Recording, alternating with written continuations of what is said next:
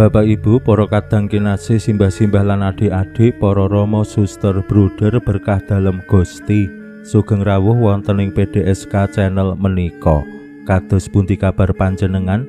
Mugi-mugi bagas kasarasan kesehatan kawilujengan. Tansah mengku kula panjenengan sami anggenipun kelampahi gesang ing dinten menika. Lan mugi-mugi lumantar panglimbang basa Jawi waosan Injil, kula panjenengan sansaya saged nggayuh iman kapitadosan ingkang leres lan mantep. Langkung-langkung anggenipun kula panjenengan bangun paguyuban komunitas ingkang bekja rahayu, komunitas ingkang bahagia. Jejering warga komunitas kadangkala kula panjenengan kedah wantun kurban, boten namung ing babagan kados pundi mikirake kasaenaning gesang sesarengan, ninggih kadangkala ugi kula panjenengan kedah ngladosi mijekaken wekdal tenaga pikiran lan bondo supados gesang sesarengan sansaya lumampah sae. Langkung-langkung menawi wonten ing gesang sesarengan, wonten ing komunitas paguyuban, wonten warganing komunitas sing nembe nandhang kasangsaran utawi nggih gerah menapa dene masalah, kula panjenengan temtu nggadahi kewajiban nyengkuyung lan asung pitulungan dumateng sederek-sederek warganing komunitas sing nembe nandhang kasangsaran. Lan menika kula kinten sampun dados kautaman tumraping bangsa lan negari Indonesia sing jenenge gotong royong utawi sambatan. Menika lak tuwuh saking wonten saperangan tiyang sing sambat-sambat terus diadani sambatan. Masalahipun ing jaman kula panjenengan sakmenika sing jenenge sambatan kados-kados wis ora laku. Wonten ing saperangan papan yen kula tingali sambatan menika wis arang banget. Jaman rumiyin umpaminipun tiyang badhe tanem pantun utawi ngunduh pari menika modele sambatan lan mangkeh diparingi tanda kutip hak sing melu tandur soomben melu ani-ani.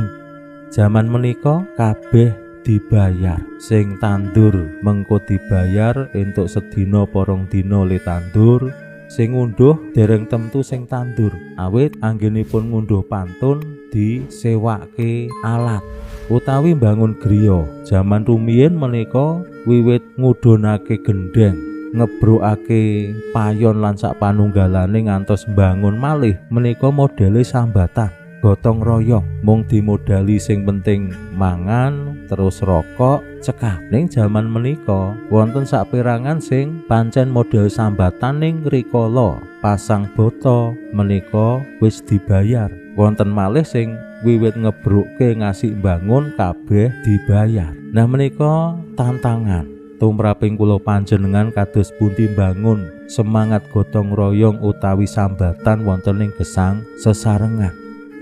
Waosan Injil dinten menika paring pitedah dumateng kula panjenengan. Gusti Yesus estu eram ing penggalih rikala wonten saperangan tiyang sing gotong, tiyang sakit ing ngarsa dalem Gusti. Gusti mreksani pangandelipun tiyang-tiyang sing gotong kala wau lan kanthi penuh katresnan paring kasarasan, paring kawilujengan dumateng sing gerah. Pramila monggo kita pirengaken sabda dalem Gusti ing dinten menika lan kita wiwiti kanthi sembayang sawetawis. Konjo ing asma dalem Yang Rama saha Yang Putra tuwin Yang Roh Suci. Amin. Suwawi sami munjuk. Gusti Yesus sabda dalem Yang Rama ingkang sampun manjalma, mugi karsa ngandika dhateng kawula wonten ing asepen ing telenging manah kawula. KBKO kegiatan lan panglipur ingkang manjing ing sabda dalem kapenuwana kawula mawira ing kawicaksanan dalem. Mugi-mugi srana anggen kawula maos lan mirengaken sabda dalem, kawula sansaya nunggil ing sampeyan dalem. Amin. Waosan Injil kapethik saking Injil Matius bab 9 ayat 1 ngantos dumugi 8. Nalika samono Gusti Yesus nitih prau nyabrang telaga lan rawuh ing kitha dalem. Ing kono ana wong lumpuh digotong mawa lincak disowanake Gusti. Bareng Gusti priksa pangendele wong-wong, banjur ngandika marang sing lumpuh, "Sing gedhe atimu angger, dosamu wis diapura." Nanging ana ahli kitab sawetara sing padha batin, wong iki nyamah Gusti Allah. Dene Gusti Yesus priksa batine wong-wong iku banjur ngandika, "Ya gene kowe duwe gagasan ala, endi sing luwih gampang kandha dosamu diapura apa ngadega lan mlaku? Saiki supaya kowe ngerti yen putraning manungsa ana ing donya kagungan panguwasa ngapura dosa." Nuli ngandika marang sing lumpuh, "Ngadega, angkaten lincakmu lan mulya." Wong lumpuh banjur ngadeg lan mulih. Bareng wong-wong padha weruh, padha eram banget lan padha ngluhurake Allah, dene paring panguwasa sing samono gedene marang manungsa. Makaten sabda dalem Gusti. Suawi sami munjuk. Gusti, kawula munjuk sembah nuwun karana sabda dalem dadosa obor ingkang madangi margining gesang kawula. Katuntuna kawula sageta sabda dalem menika numusi manah ngantos tansah ngrembaka kangge nggayuh gesang ing swarga. Amin. Bapak Ibu para kadang kinasih simbah-simbah lan adik-adik, Gusti Yesus rikala mriksani pangandele tiang-tiang sing gotong tiang lumpuh wonten ing lincak, langsung tumindak paring kasarasan dumateng sing lumpuh. Menika tentu dados kaca benggala tumraping kula panjenengan. Gusti Yesus kepareng mriksani wong-wong sing ketekuk ringkel, asung pambiyantu pitulungan dumateng tiang sing gerah, injih menika gerah lumpuh, gotong wong lara mawa lincak. Menika ngemutaken kula jaman rumiyin, kula alit menika mergaya ambulan dereng wonten, kendaraan ya isih arang.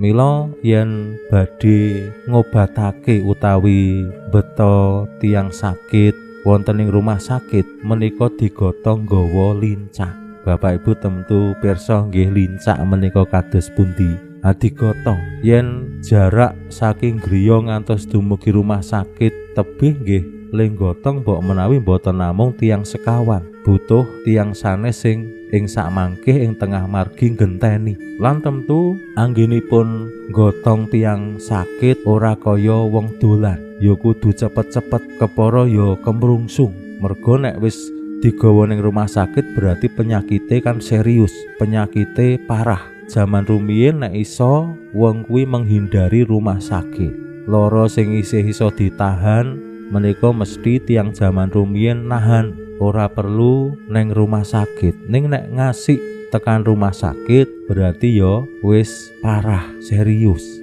Termasuk tiang zaman rumiyin beto tiang sakit utawi sowan ing rumah sakit menika pilihan terakhir. Nek iso yo ditahan, nek ra iso ditahan yo golek obat-obatan sing alami, jamu umpamane, utawa nggih lajeng sowan dumateng wong-wong pinter, mbuh kuwi mbah dukun, tabib lan sak panunggalane sing cukup nggawa gula teh, ora perlu metu duit. Injil nyariosaken kados pundi Gusti Yesus mriksani pangandele keyakinane tiang sing gotong tiang gerah lajeng asung kasarasan. Lan tiang ingkang dipun paringi kasarasan injih tiang lumpuh ingkang sepisanan Gusti ngendika, "Dosamu wis diapura." Pancen sacara sekilas menika aneh, wong lara kok malah dosane diapura. Apa ana hubungane lara karo dosa? Wonten ing jamanipun Gusti Yesus lan saderengipun, penyakit utawi sakit menika salah setunggal makna ingkang dipun yakini dening tiang-tiang Yahudi injih menika kenging bebenduning Allah, dihukum dening Gusti Allah merga dosa. Mila lajeng diparingi penyakit utawi sesakit. Nah menika salah setunggal keyakinan naminipun kacilakan mbuh kuwi awujud penyakit kasangsaran lan sapanunggalane menika paukuman saking Allah merga tumindak dosa. Nah Gusti Yesus migunakaken keyakinan menika kangge paring piwulang dumateng tiang kathah Allah estu paring pangapunten dumateng tiang-tiang sing sampun kadosan. Mbok ngasih lumpuh ngleleh ora bisa ngapa-ngapa, Gusti tetep paring pangapura. Mila kula panjenengan katimbalan yen awake dhewe sacara rohani ora bisa ngapa-ngapa wis lumpuh, arep nang gereja wis saras-sarasen wegah kaya-kaya wis ora iso mlaku, arep sembayang ya wis wegah kaya-kaya wis ora iso tangi, ora iso ngangkat tangan nggo konjuk. Menika lak lumpuh sacara rohani. Arep maca kitab suci, arep melu kur, melu rosario ya males, ora peduli. Nah menika lumpuh sacara rohani. Mbok menawi sacara fisik menika gagah prakoso, sehat. Gusti tetep paring pangapunten dumateng kula panjenengan sami sing lumpuh sacara rohani. Sing penting kados pundi yen wonten tiyang sing nulungi awake dhewe, monggo awake dhewe nggih purun ditulung sowan ing ngarsa dalem Gusti supaya awake dhewe diparingi kasarasan, diparingi pangapunten lan kawilujengan. Pinuji Allah sakmenika sarta ing salami-laminipun. Salam sehat, salam bahagia, salam katentreman, lan mugi-mugi lumantar panglimbang dinten menika kula panjenengan tansah jinangkung ing berkah dalem Gusti ingkang Maha Kuwasa, Hyang Rama saha Hyang Putra tuwin Hyang Roh Suci. Amin.